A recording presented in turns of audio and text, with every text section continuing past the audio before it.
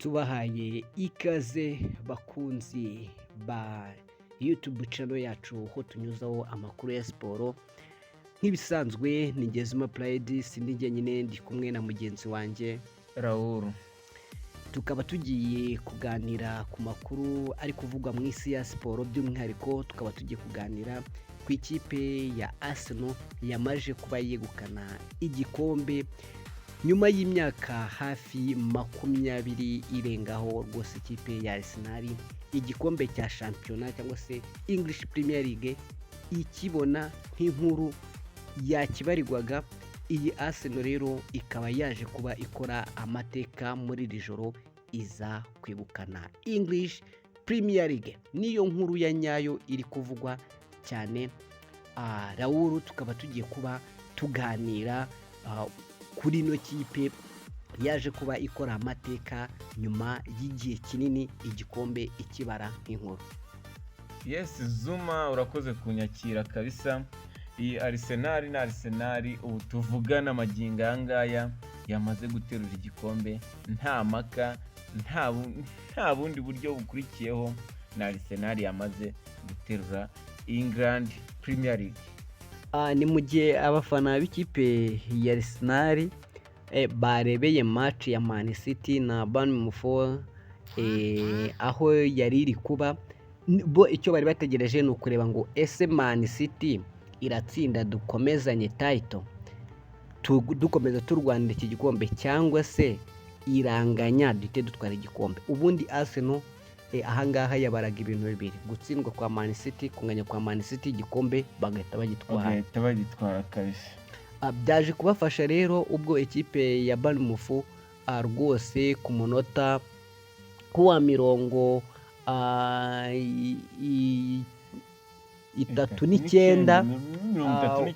umukinnyi bita Klopp yaje kuba rwose afata ikipe ya Man City ayikura ku gikombe, abayirasha igitego mu buryo bwihuse. Man City rwana no kwishyura biranga, gusa ku munota hafi wa 90 n'undi w'inyongera, mu minota y'inyongera umusore bita Haaland aza kuba abafasha mu kwishyura cya gitego bari batsinzwe. Ariko n'ubundi ntacyo byafashe ikipe ya Pep Guardiola urimo unasezera, byarangiye n'ubundi igikombe bakivuyeho. Ni ibintu byari bigoye kabisa, ni ibintu byari bigoye. Iminota yamaze kuba 90, ntabwo mu minota 90 Zuma byumve neza, ntabwo mu minota 90 Man City yari ifite ubushobozi bwo kuba yatsinda ibitego bibiri. Unarebye uburyo aka gakipe ka Bournemouth yatakaga cyane, wabonaga ko rwose iyi match ubundi Man City yari kubiye gake kuba yayitsinda.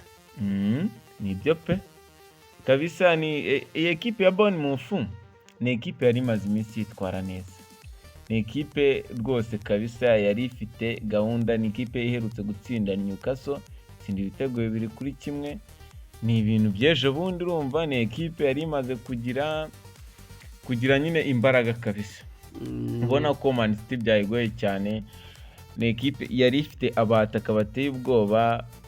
Nk'uriya musore Evanilson ni umwataka uri ku rwego rwo hejuru kabisa, ku buryo nyine ari mu bantu bazengereje iriya Man City bigatuma iva ku gikombe. Mwarira joro wabonaga Bournemouth yisize insenda, hajya ngo hari ikiganiro ubuyobozi bwayo bwari bwagiranye n'ikipe ya Arsenal. Aya ngo Arsenal yababwiye ati mugende mudukubitire Man City, wenda ibya pirime z'abakinnyi tubyimenye, kuko wabonaga ari ikipe ishamburiya iri ku rwego rwo hejuru. Ubona ko ewana yari ifite mentality iri ku rwego rwo hejuru yo gutsinda. Bashakaga intsinzi ya nimugoroba kandi babikoze, babigeraho, batesha Man City igikombe. Bisa nkaho rwose basaga n'aberekaga umutoza Pep Guardiola ko rwose nawe hari ibintu byaza bikamucalenjinga. Ariko nyine nuko byaraye bigenze, ikipe ya Arsenal irayegukanye igikombe. Rero muri aka kanya tugiye kurebera hamwe ese byari byifashe gute. Wabonye ko nyakubahwa His Excellency Paul Kagame yaje kuba afelicita ikipe ya Arsenal, abwira ati congratulations, mwarabikoreye kandi mwatanze imbaraga zanyu zose. Tugiye kurebera hamwe ese Arsenal y'uyu mwaka ni iki yarushije ayandi makipe, ese Arsenal nyuma yo gutwara igikombe abafana bayo barabyumva gute, babyitwayemo gute? Nibyo tugiye kuba turebera hamwe, turebe icyo Arsenal yaba yarushije amakipe yandi muri English Premier League y'uyu mwaka. kabisa. Rero nyine uvuze ku bya perezida numva His Excellency Paul Kagame buriya nawe biba byamuhaye ishema kuko urabizi ko Arsenal ni ekipe igifitanye kontara na Visit Rwanda, ni ekipe natwe ubwacu ni yacu. Ni iyacu yadufashe ubu Visit Rwanda iri champion. Yes. Dushobora no kugenda gutyo ukabona muri Champions League iragiye rwose, irasha ikipe ya PSG, dore ko zose ari Visit Rwanda, bikarangira Visit Rwanda ibostinze. Visit Rwanda kabisa, ubona ko no muri la Champions League niyo isigayemo kabisa yonyine cyane. Reka rero tureka turebe kuri ekipe ya Arsenal. Ni ekipe yamaze guterura igikombe ariko isigaje umukino umwe usa nk'aho ari ukurangiza umuhango. Ni umukino ikipe ya Arsenal izakina n'ikipe ya Crystal Palace. Umukino rwose utsinze itawutsinze bidafite icyo bitwaye, ariko ni n'umukino ishobora gutsinda 100%. Arsenal kugira ngo ikonveka abakunzi bayo ndetse banatwara igikombe banezerewe, basoje shampiyona bari muri mood nziza, binabahe no kurema cya gitinyira imbere ya Paris Saint-Germain, bagomba gutsinda ino match. Yes. Kuko nanone ntago byaba bisa neza nk'ukuntu ikipe ya FC Barcelona yaje kuba itwara igikombe ariko match isa naho yagashimangiye ko ikomeye, ikotwa n'ikipe ya Alves igitego 1-0, birangira gutyo cy'isuku. Ibyishimo by'abafana basa naho babicecekesheje, basa naho babakonjesheje. Rero Arsenal ntitubere nka Barca igenda ikubite Crystal Palace, iyikubite byinshi, kuko ubu ngubu yakinaga idefanda igikombe, none rero nawe igikombe yakibonye iri free kwiye gushambura ya baro atake, ubundi inaha ibyishimo abakunzi bayo, babone ko kabisa baterura igikombe banishimye. Rero ni umunsi wo guterura igikombe z'Mo Pride. Ubundi ahangahe nabwira Arsenal ko nta buri tazajya munsi y'ibitego 5, nifate Crystal Palace ikubite. Urabona ko Arsenal ni ekipe ifite abakinnyi beza, ifite umutoza mwiza. Arteta w'uyu mwaka yarameze neza. Arteta ahagaze neza kabisa, ubona ko yaragiye arayifunga arayibana, noneho yari ifite abahungu nka ba Trossard rwose bari bameze nabi. Arsenal yaryanaga, noneho Saka we sinzi ashobora kuzaba nk'umukinnyi rwose kabisa muri iyi sezo y'uyu mwaka. Muri iyi sezo muri Premier League ya 2025-2026 afitemo ibitego 7 ubwe yitsindiye, utongeyeho assist 5 nziza yatanze kabisa, zimuhesha kuba ari umukinnyi wagaragara nk'uwitwaye neza kabisa. Kandi noneho uyu Saka uri kureba yamaze imikino myinshi muri ino sezo adakina, yarahuye n'ikibazo cy'imvune, ariko wumve statistique wumve uburyo ahagaze.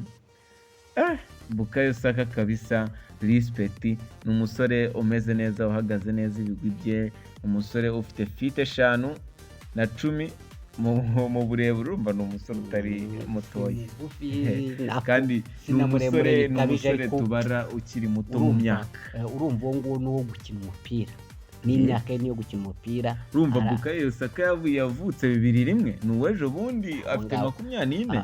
Aba ari abana kuri twe, aba ari abana kabisa. Bukayo Saka umusore wambara nimero 7 mu mugongo, urumva ni umusore twavuga nawe Arsenal iba ihagazeho.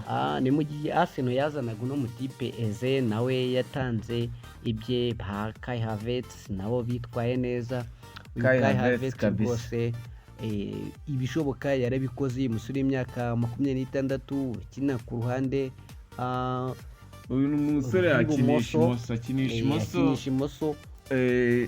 Nawe urebye ntabwo yenda afite ibitego byinshi muri shampiyona, ndakeka neza afite ibitego 2 muri iyi mikino 11 amaze gukinamo. Ntabwo akunze gukinamo cyane, nafite ariko birabaye. Ubundi ikipe nihuriza hamwe intsinzi ikaboneka, ariko buri bakinnyi bagize gushyira hamwe no gufatishanya kugira ngo iyo ntsinzi ibashe kuboneka. kabisa na Arsenal rero ifite umukinnyi hagati nawe ukomeye Martin Odegaard kabisa umunya-Norvège. Uyu mukinnyi kabisa ahagaze nawe neza, ubona ko wanabahenzemo bitari cyane ariko ukora ibintu bitangaje. Transfer yahagaze miliyoni 70 z'amadolari. Martin Odegaard rwose uyu musore urumva ko ikintu cyitwa ifaranga cyo yaragitwaye. Urebye mu basore Arsenal ifite, Martin Odegaard ni umusore utatwaye amafaranga menshi kuri transfer ye, ariko ni umusore watanze isomo muri ruhago. Ntago yatsinze ibitego byinshi, ariko n'ubundi nuza umwanya akina ni mediateur, akina muri mediane. Ibintu abasabwa ni assist, kandi yarazikoze, afite assist 6 mu mikino 24 amaze gukina. Urumva Martin Odegaard urebye n'imikinire ye na presence yagize muri match, ubona ko ibyo yagombaga gutanga yarabitanze kandi rwose congratulation ku ikipe ya Arsenal, yarabikoreye pe. Yarabikoreye. Uyu Martin Odegaard rero ni umusore w'umunya-Norvège ufite fite 5.9, urumva arabura gato yuzuze fite 6. Umusore muremure. Ni muremure kabisa. Umusore muremure ukiri muto ufite imyaka 27 n'uwo muri 98. Abakinnyi kumbona bose bakira abana umupira kumbona bameze neza kabisa. Ubu twe tuzagera kuri uru rwego rwo gutunga ifaranga nk'iri ngiri gute? Biragoye. Ikirenge Abanyafurika biragoye cyane, tujya gukira dukuze cyane. Abana baba baratangiye gukora bakiri bato kabisa. Nawe umusore ngo ni Gabriel, nawe yarameze neza. Gabriel nawe yarahagaze neza, umusore w'imyaka 28. Gabriel ko uyu ni umunya-Brazil kabisa, yavuye muri Brazil akora amateka akomeye cyane. Ni umusore wa transfer ye yarabahenze, yahagaze amadolari miliyoni 79. Zuma ni amafaranga yahindura ubuzima bw'abantu benshi hano mu Rwanda. Ni amafaranga menshi, noneho amayero ukubye, urumva ko erega ikipe irubakwa. Abantu bivuga ngo Arsenal yatwaye igikombe, ariko barebe yatakaje ibingana, yafashe igihe kingana utibitegura. Ubundi ibintu yashoye n'ibyo yinjije bingana bite? Banarize bareke kuvuga bati Arsenal irakomeye gusa itwaye ibikombe, ariko banarebe n'ibyo yatakaje, barebe se yashoye ite. Ni Arsenal idatinya gukora transfer y'amadolari 100 miliyoni 100 z'amadolari. Ni Arsenal idatinya rwose kabisa gukora transfer nk'iyo. Uyu mwaka Arsenal yari yipanze, yari yagerageje gukora ibishoboka byose kugira ngo iki gikombe ibashe kugidefanda ndetse nakigereho, ariko rero ni ibintu yateguye mu gihe kirekire. Ariko umwaka washije Arsenal yagarukiye ku mwamba, igikombe irakibura. Ariko uyu mwaka rwose Arsenal twayikongota yakoze byose bishoboka. Ni Arsenal yari imaze igihe kinini itabona chance yo gufata igikombe, ariko ubu ni Arsenal mbona ko ishobora kuba igiye gufata ibikombe bibiri. Ibi bintu yabiteguye, nayo ubirabizi, nta kintu isigaje imbere usibye kureba Champions League. Ni ikora ibishoboka byose inakonveka ibikombe bibiri. Ibikombe kabisa, kandi ifite n'amahirwe yo kuba yahangana n'iriya Paris Saint-Germain, ikaba yabasha kwikuraho kiriya gikombe cya Champions League. Birashoboka. Paris Saint-Germain nubwo nayo ari ikipe mu mikino yagiye ikina kugira ngo ibashe kugira finali, nayo yagiye ihura n'ibikipe by'ibigugu, ariko na Arsenal urabizi niyo yakuyemo Real de Madrid. Ubwo rero Arsenal nicyo gihe ihagaze neza. Urabona ni ikipe ifite abasore bazi icyo gukora, bafite ihangana. Buri ikipe ifite abasore bazi guhangana, ni ikipe ubona ko ifite imbaraga. Arsenal yabaye nziza muri mediane no mu buryo bwa defense, ndetse na attaque yabo yagerageje gukora ibishoboka byose kuko ntabwo yigeze itsindwa ikora amadraw ya 0-0, yakoraga amadraw wenda kimwe kuri kimwe, ndetse aho bishoboka igatsinda igakora ama clean sheet, ndetse n'umuzamu wayo David Raya yawe muzamu mwiza bakwiriye kuba babishimira, kuko yaje kuba yitwara neza ku myaka ye 30. Hari abakinnyi mu Rwanda baba barasoje kariyeri yabo. Uzi ko uno musore nubwo akuze ku myaka ye 30 yabashije gukora clean sheet 19 mu mikino 37 amaze gukina. Urumva ko uyu muzamu yabaye umuzamu mwiza, yafashije ikipe ndetse na defense cyane, kuko buriya ama clean sheet nayo agira impact nziza bitewe na defense nziza yakudefandiye, imipira iba mike mu izamu ryawe. Yes, uyu musore w'umunyespanye rero urumva yagerageje kubigiramo amahirwe, nubwo defense yamufashije. Defense yari ikomeye cyane, aho muri defense bafitemo abakinnyi nka Gabriel Jesus. Gabriel ni umusore wabashije gutsinda ibitego 3 ari umudefenseur. Iki kintu cyo urumva ko collective y'abakinnyi yabaye nziza mu gushyira hamwe. Niba umudefenseur abasha kugeza ibitego 3, bisobanuye ko ikipe iba yarakoreye hamwe, iba yarakoze kabisa, iba yarakoreye hamwe. Ni ibyo by'ingenzi twavuga ku ikipe ya Arsenal igiye gutwara igikombe. Niramuka itsinda Crystal Palace izagira amanota 85, ubwo ishyiremo ikinyuranyo cya hafi cy'amanota agera kuri, biraterwa na resultat ziri buve kuri kwa Man City, kuko none iramuka itsinze ubwo iragira amanota 81, ubwo haba harimo ikinyuranyo cy'amanota hafi 4 yose. Urumva ko Arsenal n'amanota meza iraba yisevinze kabisa, yaryanaga kabisa. Arsenal uyu mwaka yaryanaga, ahubwo nitwa ari igikombe bugiye kumara imyaka hafi 20. Igikombe ubu gikumbuye, niyo mpamvu wabonye baserebuye mu Rwanda, abanyamakuru bagenzi bacu baserebuye, ibintu byari byiza cyane. Ariko byari ibirori kabisa. Congratulations kuri ikipe ya Arsenal, kandi yarabikoreye rwose. Uyu mwaka nihabwa igikombe kandi yumve iri proud ku byo yakoze. Tutarava kuri Arsenal rero, Zuma Pride, dushaka turebe kuri Premier League. Twamaze kuba clear kuri Arsenal ko yamaze kuba yaterura igikombe cyayo, ahubwo turashaka turebe Arsenal muri Champions League. Urabona ishobora guterura igikombe igendeye kuri iyi Paris Saint-Germain bagiye guhangana? Arsenal mvuze ko izatwara igikombe naba nihuse gupredict, ariko icyo ntekereza cyo mudu nziza barimo igihe bamaze badaterura igikombe bakaba bakibonye. Arsenal ni match idakinwa fazare na retour. Yes, ni finali, uratsindwa igikombe kikagenda. Rero Paris Saint-Germain nabonye ahangaha itoroshye, ifite basore nka ba Dembele, ifite Dembele uhagaze neza. Dembele afite ibitego 10 muri ino nuza, muri ino champion. Urumva ni ibitego byinshi. Dembele ari mu bantu bafite imibare myiza, ariko Arsenal nayo igomba gukora iyo bwabaga. Ariko nanone ngiye natanga 50-50, kuko ari 50-50.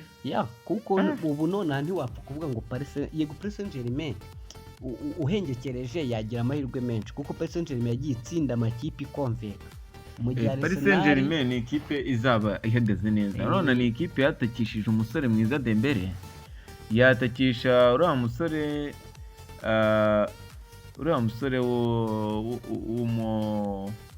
n'umuntu wahera musore uzaba uri gukina iburyo, n'umusore uyu nguyu Kvaratskhelia. Yes, Kvaratskhelia. Ubundi Paris Saint-Germain irakomeye. Nta musore kabisa afite ibitego bye 9. Irakomeye. N'uri gukurikira Dembele nawe aharimo arakurikira uriya musore nani Barikora. Barikora ufite ibitego 11. Ikipe ya Paris Saint-Germain irakomeye. Paris Saint-Germain kabisa irakomeye. Arsenal birayisaba kwitonda no kumanaginga igihe n'iminota. kuko irebye nabi bashobora kuzimya ibyishimo byo gutwara igikombe kabisa. Igomba kurya imenge, kuko urabona uriya musore Luiz ni umusore, uriya Fabien ni umusore ukunda kubagora cyane, ukora ibitangaza nyine, ushobora kuza guha akazi Arsenal. Arsenal nitegure Michel Arteta baprepara abakinnyi, ubu ngubu bagiye kujya musa naho baruhukamo kugira ngo babone umwanya wo kuzakina Champions League. Nagenda ategura ikipe ye, ayitegure neza, mentalite yabumvishe buryo ki nta byacitse, kandi igikombe bashobora kugitwara, cyane ko ubu uyu mwaka ushobora kuba ari umwaka w'ibyishimo ku ikipe ya Arsenal yakoze ibishoboka byose no mu kwiyubaka. Ubwo rero iyi match ni match itaza kora, kuko muri Champions League muri Champions League turimo ni PSG yakunze gutsinda Arsenal. PSG yakunze gutsinda Arsenal no muri match z'igikombe ubwo cyashije, Arsenal buriya yari yagikinye ariko yakuwemo na Paris Saint-Germain. Ubwo rero yikomye mu nkokora. Ubundi ngo mu mikino 5 Paris Saint-Germain yatsinze mine, Arsenal inganya mu umwe. Ibaze. Ubwo rero birasaba Arsenal kwitonda itazongera igatsindwa, kandi ariyo yafashije Paris Saint-Germain kuba yakuramo Real Madrid bahora bahanganye, dore ko uriya musore Kylian Mbappé yavuye muri Paris Saint-Germain ajya muri Real Madrid, avuga ko agiye ngo mu ikipe itwara Champions League. Ariko mu myaka 2 yikurikiranye Paris Saint-Germain ishobora gutwara ibikombe bya Champions League, Mbappé ari muri Real Madrid yaraviriyemo mu cyo nakwita nk'amatsinda bari babashyizemo. Yes. Rero iyi kipe ya Arsenal birasaba kwitonda ndetse no kugerageza kwihagararaho. Ndakeka byari ibyo Pride.